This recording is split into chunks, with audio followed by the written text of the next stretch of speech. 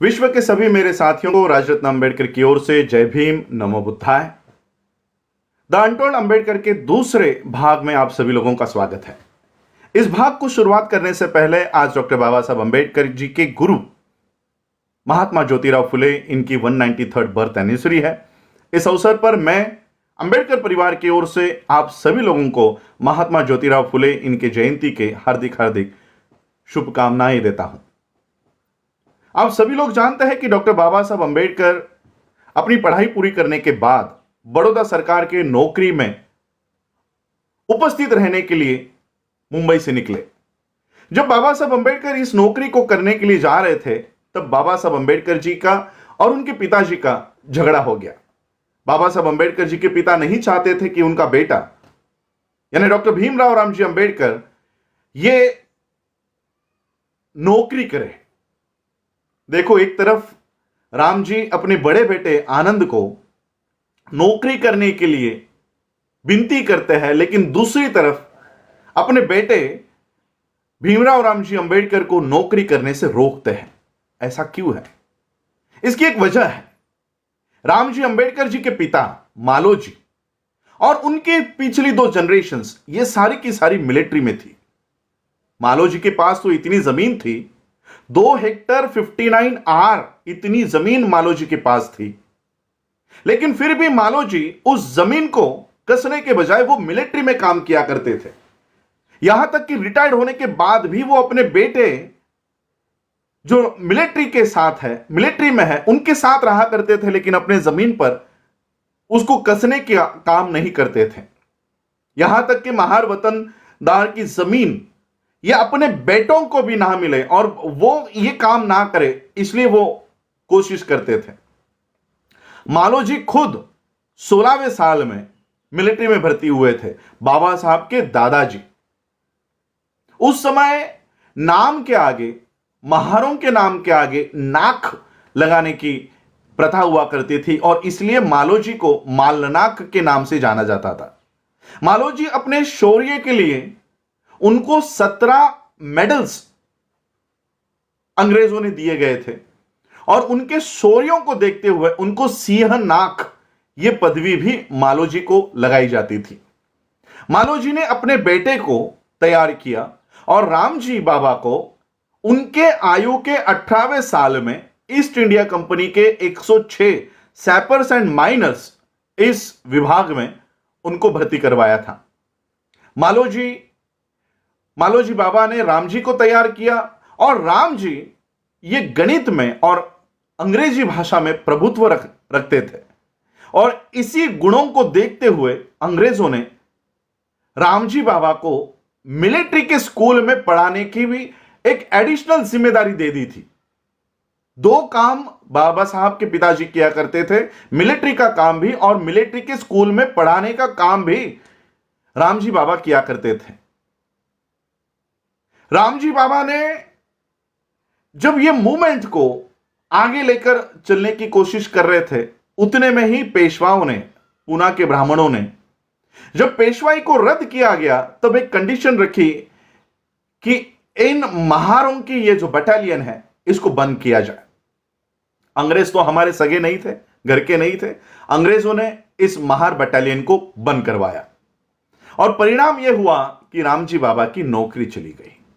जिस मूवमेंट के लिए पीढ़ी दर पीढ़ी यह तैयारी की जा रही थी, मालोजी ने रामजी को तैयार किया, लेकिन रामजी बाबा की नौकरी जाने की वजह से यह सामाजिक उत्थान का ये जो तैयारी चल रही थी ये रुक गई और रामजी बाबा ने अपने बेटे भीमराव को तैयार करने की जिम्मेदारी शुरू कर दी।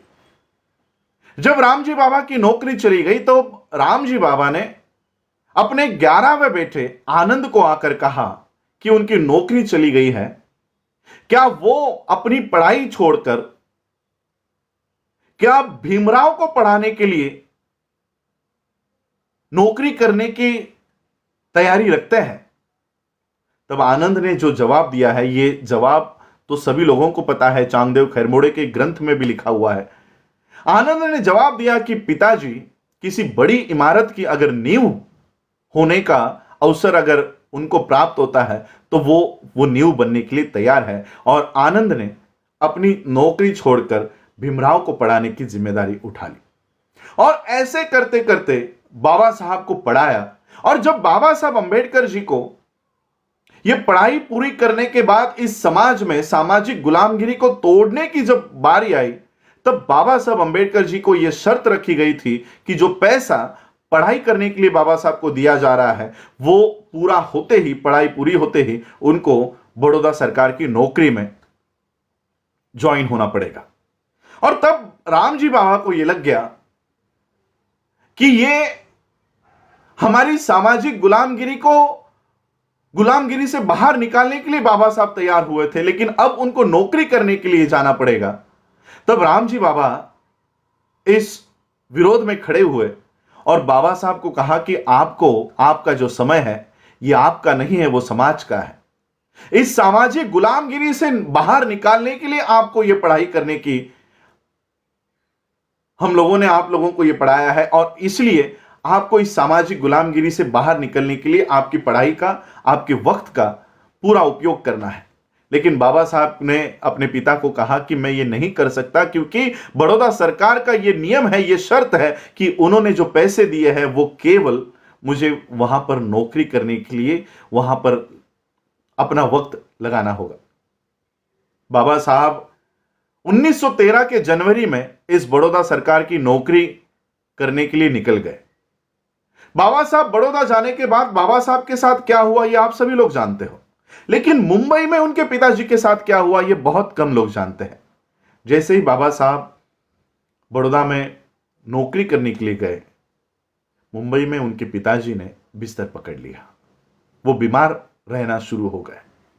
और केवल बाबा साहब के साथ क्या होता होगा, मेरे बेटे को क्या क्या सहन करना पड़ता होगा, यह सोच सोचकर वो इतना बीमार हो गए कि 9 दिन में ही बाबा साहब अंबेडकर बड़ौदा में जाने के बाद एक टेलीग्राम उनके पिताजी के बिना बताए, क्योंकि राम जी नहीं चाहते थे कि मेरे बेटे को मेरी वजह से कोई तकलीफ हो और वो अपना काम छोड़कर मुझे देखने के लिए आए।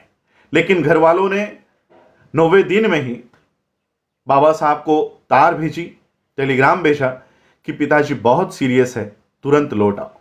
बाबा साहब को ये तार मिली और बाबा साहब अपने पिताजी को देखने के लिए, मिलने के लिए बड़ौदा से निकले और ये ट्रेन सूरत में आकर रुकी। आप लोगों को सबको पता है, अपने पिताजी के लिए मिठाई लेने के लिए बाबा साहब नीचे उतरे और उनकी ट्रेन चली गई। दूसरे दिन 2 फरवरी 1931 को बाबा साहब अंबेडकर घर आए और उसी दिन रामजी बाबा का देहांत हो गया। रामजी बाबा और बाबा साहब के बीच आखिरी कुछ पलों में बहुत गहरी बात हुई। उसके बाद बाबा साहब ने अपनी नौकरी त्याग दी और सामाजिक उत्थान की इस लड़ाई में बाबा साहब पूरी ताकत से उतरे। लेकिन जब बाबा साहब माता रमाई से बात करते थे अपने पिताजी की याद में, वो एक बात कहा करते थे कि रामू, जब मैं अपने पिता के साथ खुद को तौल कर देखता हूं तो मैं कहीं कम पड़ गया हूं, ऐसा मुझे लगता है। ऐसा बाबा साहब क्यों कहा करते थे? बाबा साहब इसलिए ये बात कहते थे क्योंकि जो तैयारी मालोजी ने राम जी को तैयार करने में लगाई, जो राम जी ने बाबा साहब को तैयार करने में लगाया, वो कहीं ना कहीं बाबा साहब अंबेडकर अपने अगली पीढ़ी बाबा साहब की कौन है? क्या बाबा साहब के बच्चे और बाबा साहब के नेफ्यू ये बाबा साहब की अगली पीढ़ी थी? नहीं, ये पूरा समाज बाबा साहब की अगली पीढ़ी थी। बाबा साहब अपने अंतिम भाषणों में यही बात कहते हैं कि मुझे मेरे पढ़े लिखे लोगों ने धोखा दिया। वो इसलिए कहते हैं क्योंकि बाबा साहब ये मूवमेंट, जहां तक बाबा साहब ये कारवा लेकर आए थे, ये कारवा अगली जनरेशन को देकर जाना चाहते थे, लेकिन अगली पीढ़ी बाबा साहब अंबेडकर जी के फैसिलिटीज को लेकर खुश रह रही थी, लेकिन बाबा साहब की मूवमेंट को आगे लेकर जाने के लिए आगे नहीं आ रही थी। और इसलिए बाबा साहब ने व्यथित होकर ये बात कही कि ये कारवां मैं यहां तक लेकर आया हूं, अगर हो सकता है तो इसको आगे लेकर जाओ, लेकिन पीछे लेकर मत जाओ। और इसलिए बाबा साहब माता रमाई से बात करते हुए कहते थे कि मेरे पिताजी के साथ मैं अपने आप को जब तोलता हूं तो कहीं ना कहीं मैं कम पड़ गया हूं, ऐसा लगता है। वो इसलिए क्योंकि बाबा साहब ये मोमेंट जिनके हाथों में ट्रांसफर करना चाहते थे, वो नौकरी लेकर, वो घर बनाकर, गाड़ी लेकर अपने परिवार में खुश होने लग गए थे और बाबा साहब की मूवमेंट चलाने के लिए आगे नहीं आ रहे थे। जय भीम, नमो बुद्धाय।